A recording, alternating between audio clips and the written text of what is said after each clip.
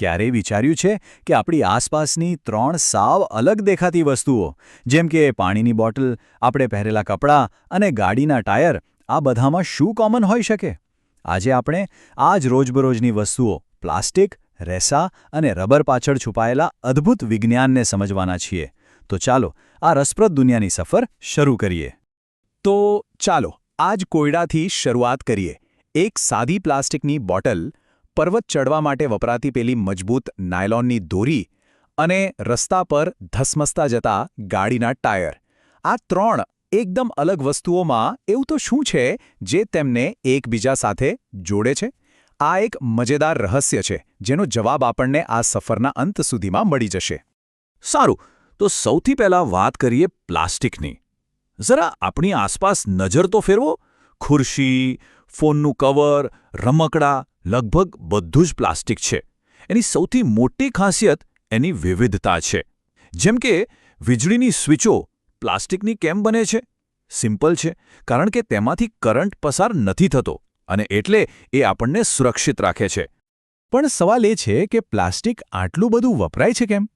કારણ કે સાદી ભાષામાં કહીએ તો એ લાંબુ ટકે છે. તે જૈવિક રીતે સડતું નથી અને હવા કે પાણી સાથે કોઈ રિએક્શન નથી કરતું. આ જ કારણ છે કે લોખંડની જેમ પ્લાસ્ટિક પર ક્યારેય કાટ નથી લાગતો. તે વર્ષોના વર્ષો સુધી એવું ને એવું જ રહે છે. પણ અહીંયા એક ટ્વિસ્ટ છે. શું બધું જ પ્લાસ્ટિક એક જેવું હોય છે? જવાબ છે ના. ગરમીની એના પર શું અસર થાય છે એના આધારે પ્લાસ્ટિકના મુખ્ય 2 પ્રકાર પાડી શકાય છે. આ બંને વચ્ચેનો તફાવત સમજવા જેવો છે. પહેલો પ્રકાર છે થર્મોપ્લાસ્ટિક. આ એવું પ્લાસ્ટિક છે જેને તમે ગરમ કરીને વારંવાર નવો આકાર આપી શકો છો, જેમ કે પીવીસી પાઇપ. પણ બીજો પ્રકાર થર્મોસેટિંગ પ્લાસ્ટિક એકદમ અલગ છે.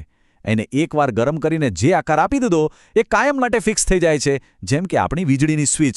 એકવાર તૂટી જાય પછી એને પીગાડીને ફરીથી બનાવી ન શકાય. પ્લાસ્ટિકની વાત તો થઈ ગઈ. હવે વારો છે રેસાઓનો.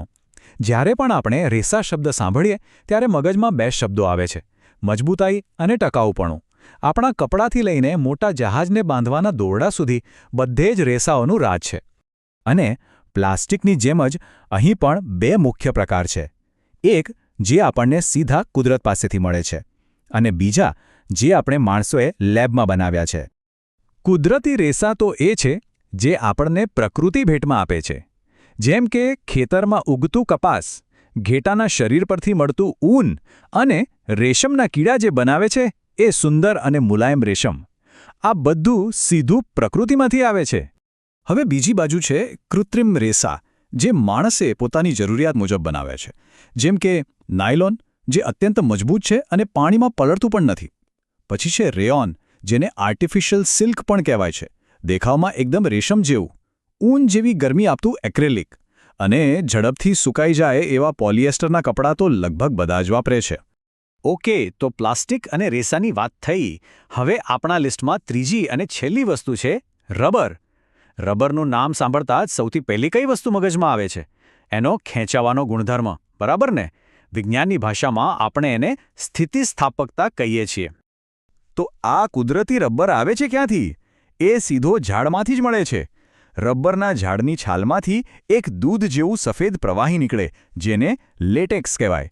બસ આ જ છે કુદરતી રબરનો મૂળ સ્ત્રોત. પણ અહીંયા એક પ્રોબ્લેમ હતો. જે કાચું રબર ઝાડમાંથી મળે ને, એ બહુ નબળું અને ચીકણું હોય. એને આટલું મજબૂત અને કામનું બનાવવાનો શ્રેય જાય છે ચાર્લ્સ ગુડિયરને. એમની એક ભૂલથી થયેલી શોધે રબરની આખી દુનિયા જ બદલી નાખી. આ જાદુઈ પ્રોસેસને કહેવાય છે વલ્કેનાઇઝેશન. અને એ ખરેખર બહુ સિમ્પલ છે. કાચું રબર લો, એમાં થોડો સલ્ફર એટલે કે ગંધક ઉમેરો અને એને ગરમ કરી દો. બસ. પરિણામ? એ ચીકણું, નબળું રબર બની જાય છે, એકદમ મજબૂત અને ટકાઉ, જેનો આપણે આજે ઉપયોગ કરીએ છીએ. અને સૌથી મજેદાર વાત તો એ છે કે ખાલી સલ્ફરનું પ્રમાણ બદલવાથી રબરના ગુણધર્મો કેવા બદલાઈ જાય છે. જુઓ, જો તમે ખાલી 5% જેટલો જ સલ્ફર નાખો તો ગાડીના ટાયર જેવું ફ્લેક્સિબલ રબર બને. પણ જો તમે એ જ રબરમાં લગભગ 30% જેટલો સલ્ફર નાખી દો તો એ બેટરીના કવર જેવું એકદમ કડક અને સખત બની જાય છે. છે ને કમાલની વાત? તો આપણે પ્લાસ્ટિક, રેસા અને રબર વિશે બધું જાણી લીધું. પણ શરૂઆતમાં આપણે જે સવાલ પૂછ્યો હતો એનું શું? એ કઈ એવી ગુપ્ત કડી છે જે આ ત્રણેયને એકબીજા સાથે જોડે છે? ચાલો હવે એ રહસ્ય પરથી પડદો ઉઠાવીએ. આ ગુપ્ત કડીનું નામ છે પોલિમર. હવે પોલિમર શું છે એને એકદમ સાદી ભાષામાં સમજીએ. પોલિમર એટલે એક બહુ જ મોટો અણુ જે અસંખ્ય નાના નાના એકમોને એકસાથે જોડીને બનેલી એક લાંબી સાંકળ જેવો છે. આ નાના એકમોને મોનોમર કહેવાય છે. આ સમજવા માટે એક માળાની કલ્પના કરો. માળાનો દરેક મણકો એક મોનોમર છે અને જ્યારે આવા હજારો મણકા એક દોરામાં પરોવાઈ જાય ત્યારે જે આખી માળા બને છે એ છે પોલિમર. તો આપણા પેલા રહસ્યનો જવાબ શું છે? જવાબ એ છે કે પ્લાસ્ટિક, રેસા અને રબર આ બધા જ અલગ અલગ પ્રકારના પોલિમર છે. ભલે એમનો દેખાવ, એમના ગુણધર્મો બધું જ અલગ હોય, પણ એમનો રાસાયણિક પાયો એક જ છે. એ બધા જ પોલિમર છે. આ તો થઈ અત્યારની વાત. પણ આપણે સૌ જાણીએ છીએ કે વિજ્ઞાન ક્યારેય અટકતું નથી. તો ભવિષ્યમાં શું? ભવિષ્ય છે સ્માર્ટ મટીરિયલ્સનું, જે આ પોલિમરની જ નેક્સ્ટ જનરેશન છે.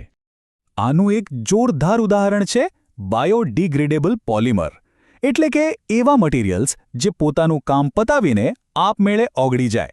જરા વિચારો, દવાની એવી કેપ્સ્યુલ જે શરીરમાં જઈને દવા રિલીઝ કરે અને પછી ગાયબ થઈ જાય, કે પછી ઓપરેશન પછી એવા ટાંકા જે કાઢવા જ ના પડે કારણ કે શરીર જ એને શોષી લે છે.